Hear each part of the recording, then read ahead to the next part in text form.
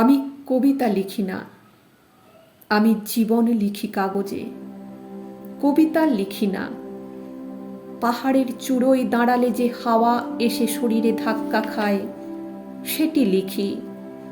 গভীর রাত্রিরে সমুদ্রের খুব কাছে বসে থেকে যে হু হু শব্দ শুনি জলের কান্নার, সেটি লিখি। নদীর নিকটে গিয়ে মাছরাঙাদের মানুষের কোলাহল লিখি। আমি কবি নই, এক পিপাসার্ত পথিক মাত্র। পৃথিবী ভ্রমণ করে করে ঘৃণার হিস হিস লিখি, যুদ্ধ লিখি, লাশের স্তূপের থেকে দুর্গন্ধ বেরোয় সেটি লিখি। খুনোখুনিতে লোকেরা ব্যস্ত হয়ে গেলে লিখি, লিখে রাখি।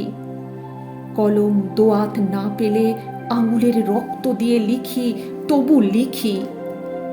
যতদিন পথ আছে পথের কাঁটাগুলো লিখে যাব, দুঃখ কষ্ট লিখে যাব, হাহাকার লিখে যাব, মানুষের ঈর্ষা আর ক্রোধের আওয়াজ লিখে যাব, অরণ্য পোড়ার আগুন লিখে যাব, চড়ুইয়ের চিতার আর চিত্রল হরিণের ঊর্ধ্বশ্বাস ছুটোছুটি লিখে যাব।